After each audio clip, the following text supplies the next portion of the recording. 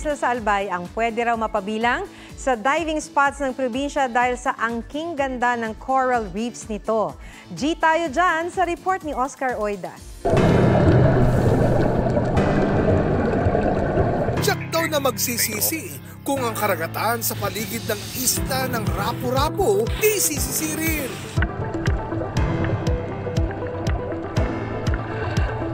Sa linaw kasi ng tubig, masisilayan ang ganda ng yamang dagat.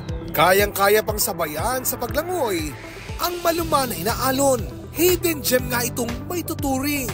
Mismong Department of Tourism na ang nanguna sa pagtuklas ng potensyal ng isla bilang diving spot. Very impressive so area kang Rapu-Rapu.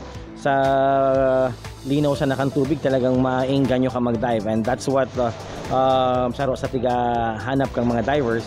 So malinig as in malinaw na tubig. Inaasahan ng ahensya na mas lalo pang dadami ang diving sites at fish sanctuary sa isla at may dadagdag sa 12 diving spots sa Albay ang isla ng Rapu-Rapu kapag pumasa sa assessment. Oscar Oida, nagbabalita para sa GMA Integrated News.